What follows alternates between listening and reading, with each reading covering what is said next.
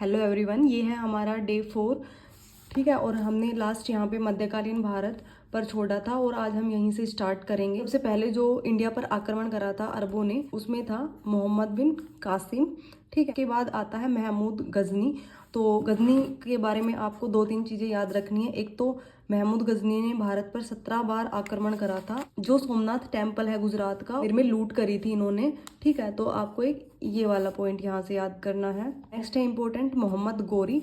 ठीक है, तो मोहम्मद गौरी को जो 3 युद्ध है, त्राइन का प्रथम युद्ध, द्वितीय युद्ध और चंदावर का युद्ध। ठीक है, ये यहाँ से टेबल से देख लेना और इसमें आपको ईयर याद करनी है और किस किस के बीच में हुआ और इसका जो रिजल्ट था वो क्या हुआ, मतलब कौन हारा और कौन जीता। ठीक है, नेक्स्ट आता है गुलाम वंश, जिसको हम दिल्ली सल्तनत के नाम से भी जानते हैं। तो उसका जो संस्थापक है वो है कुतुबुद्दीन ऐबक। तो इसको हम क्यों याद करते हैं? एक तो इसने बनवाया था कुतुब उल इस्लाम मस्जिद, उसके बाद 2.5 दिन का झोपड़ा। नेक्स्ट आता है, इसने जो दिल्ली में कुतुब मीनार है उसका निर्माण स्टार्ट करवाया था और जो खत्म करवाया था, मतलब कंप्लीट जिसने करवाया था वो था इल्तुतमिश। ठीक है, और इसकी जो बेटी थी रजिया बेगम, प्रथम महिला थी जिसने मतलब राजगद्दी संभाली थी। ठीक है, रजिया सुल्तान के बाद बलबन आता है। ठीक, बलबन के बारे में काफी चीजें हैं। ठीक, बाद उसने सिजदा और पैबोस की प्रथा मतलब शुरू करी, सिजदा और पैबोस। ठीक है, उसके बाद नवरोज उत्सव इसने स्टार्ट करा। ठीक है, लो और रक्त की नीति का पालन करा इसने।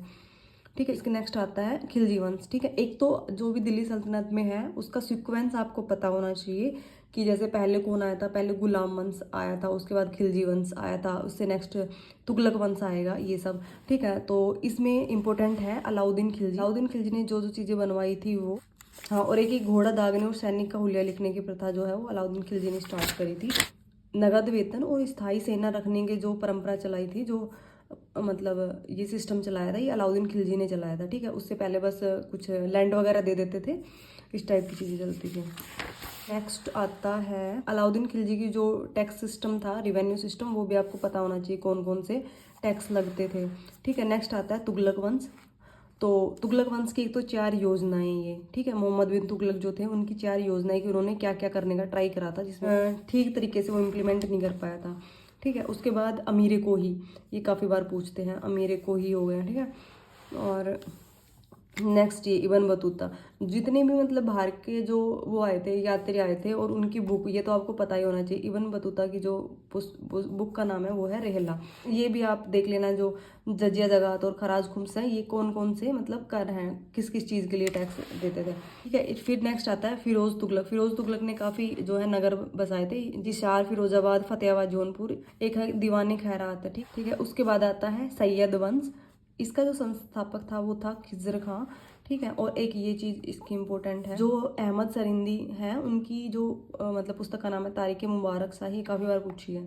ठीक है, नेक्स्ट आता है हमारा लोधी वंश। तो लोधी वंश का संस्थापक है बहल लोधी, और इसमें जो इम्पोर्टेंट जो इनका शासक है वो है सिकंदर लोधी।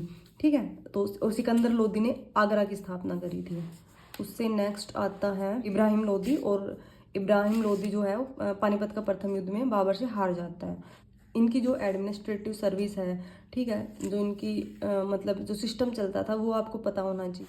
जैसे वजीर, मुशरिफ मुमालिक, महालेखाकार होते हैं। ठीक है, ये यहाँ से आपको याद करने ही करने हैं, काफ़ी इंपॉर्टेंट है। और अब जो क्वेश्चंस आ रहे हैं वो इस टाइप के ज़्यादा पूछे जा रहे हैं। यहाँ से जो टैक्स थे उनके नाम और भाई वो किस किस लिए लगाए जाते थे, ये सब। इससे नेक्स्ट आता है विजयनगर साम्राज्य। ठीक है, इसमें आपको कुछ ज़्यादा पढ़ने की ज़रूरत नहीं है। जो हरिहर और बुक्का था उन्होंने उसकी स्थापना करी थी। ठीक है, हाँ, एक इनका इम्पोर्टेंट है राक्षस तांगड़ी, जिसको तालीकोटा का युद्ध भी बोलते हैं, ये वाला देख लेना। नेक्स्ट आ गया बहमनी साम्राज्य। इसमें आप एक चीज़ देख सकते हो। ठीक है, ये जो 4 प्रांत हैं ये, और इनके जो शासक थे वो, ठीक है, जैसे ही यहाँ पे दिए हुए हैं। ठीक है, इसको एक बार आप रीड कर लोगे तो कुछ याद रह जाएगा। ठीक है, नेक्स्ट तो ऐसा कुछ नहीं है। ठीक है, यहाँ से एक बार रीड कर लेना। जैसे मेवाड़ है तो राणा सांगा या फिर हल्दीघाटी का युद्ध, राणा प्रताप, इनके बारे में आपको थोड़ा आइडिया लग जाएगा। और हाँ, ये वाली टेबल यहाँ से कौन कौन से संप्रदाय की जो स्थापना वो किस किसने करी थी, ये आपको पता होना चाहिए। काफ़ी मतलब मैच वाले क्वेश्चन तो ये इसमें से बन सकता है आराम से। ठीक है, उसके नेक्स्ट आता है मुगल साम्राज्य, वो हम नेक्स्ट वीडियो में कवर करेंगे। ओके, और इसके जो क्वेश्चंस हैं वो आपको मैं दे दूंगी, तो वह आप ज़रूर सोल्व करना। ठीक है, आई होप आपकी पढ़ाई बहुत अच्छे से चल रही होगी और आप बहुत अच्छे से पढ़ाई कर रहे होंगे, साथ के साथ क्वेश्चंस भी सोल्व करने हैं ताकि आपको एग्जाम में कोई दिक्कत ना आए। और अगर आप इस हिसाब से पढ़ोगे तो आपका जो सिलेबस है जीएस का वो काफ़ी अच्छे से कवर होगा, और मतलब आप सही चीज़ें पढ़ोगे, जो इंपॉर्टेंट चीज़ें हैं वो पढ़ोगे और जो इतनी इंपॉर्टेंट नहीं है वो छोड़ पाओगे। ठीक है, तो इससे आपका टाइम भी बचेगा और आपको पता रहेगा कि क्या पढ़ना है क्या नहीं पढ़ना। आपकी जो प्रिपरेशन की जो डायरेक्शन है वो बिल्कुल सही जाएगी इससे। ठीक है, okay, bye bye, take care.